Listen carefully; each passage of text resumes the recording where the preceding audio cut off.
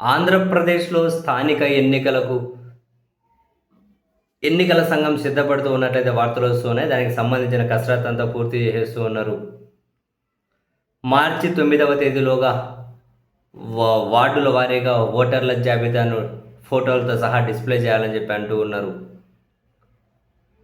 మొదట పంచాయతీ ఎన్నికలు జరిపించి, ఆ తర్వాత పరిషత్ ఎన్నికలు జడ్పీటీసీ, ఎంపీటీసీలే ఈ పరిషత్ ఎన్నికలు జరిపించి, నెక్స్ట్ మున్సిపల్ ఎన్నికలకు వెళ్ళాలనే ఆలోచనలో ఎన్నికల సంఘం ఉంది అని వార్తలు వెలువడుతూ ఉన్నాయి. మరి ప్రభుత్వం ఎంతవరకు సిద్ధపడి ఉంది అన్నది ఇంట్రెస్టింగ్.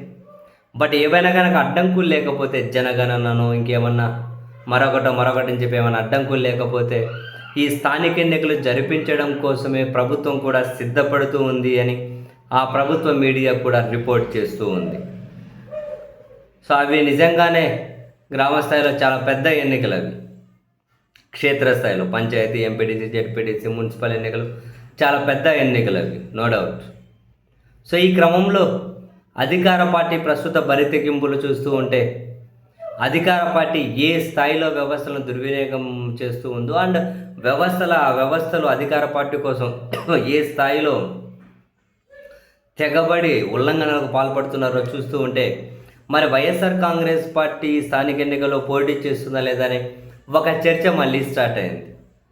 సో కొన్ని మీడియాలు రిపోర్ట్ చేస్తూ ఉన్నాయి, కీలక నిర్ణయం దిశగా వైసీపీ ఆలోచిస్తూ ఉంది అని. ఎన్నికలను బహిష్కరిద్దామా, లేకపోతే ఎన్నికల్లో పాల్గొందామా,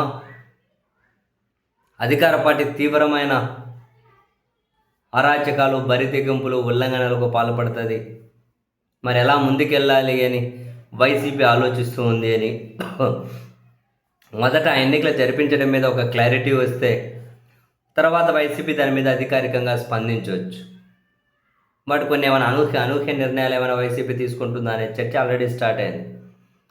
ఒకటైతే ఫ్యాక్ట్, అసలు వైసీపీ పార్టిసిపేట్ చేస్తేనే, ఎన్నికల్లో భాగస్వామ్యం అయితేనే ఎంత అప్రజాస్వామిక, ఎంత రాజ్యాంగ వ్యతిరేక, ఎంత చట్ట వ్యతిరేక, ఎంత బరితెగింపు రాజకీయాలు పాలకపక్షం చేస్తూ ఉందో జనాలకు కూడా సాక్ష్యాలు కనిపించాలి క్షేత్రస్థాయిలో.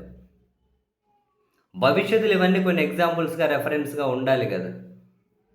And at the same time ఆ పార్టీ క్యాడర్ కూడా క్షేత్రస్థాయిలో యాక్టివ్గా ఉండాలి. ఆ పార్టీ క్యాడర్ నిస్తేజం కాకూడదు అంటే స్థానిక సంస్థల ఎన్నికల్లో వైసీపీ మరో ఆలోచన చేయకపోవడమే మంచిది. సరే, కొన్ని మీడియా రిపోర్ట్ చేస్తూ ఉన్నట్లు వాళ్ళు మరో ఆలోచన చేస్తూ ఉన్నారా లేదా అన్న సంగతి పక్కన పెడితే, వైసీపీ ఈ ఎన్నికల్లో కీలకంగా భాగస్వాములు అవడమే కరెక్ట్. ఈ స్థానాలు ఎవరు గెలిచారు, ఇవన్నీ అందరికీ తెలుసు. ఏ విధంగా వ్యవస్థలను వాడుకొని ఏ విధంగా బరితెగింపులు చేస్తారు. అసలు పులిందలు జడ్పీటీసీ ఓట్లే వేయనియాలి, వీళ్ళే పక్కన నుంచి వచ్చి గుద్దుకున్న వ్యవస్థ చేయగలిగింది ఏం లేదు.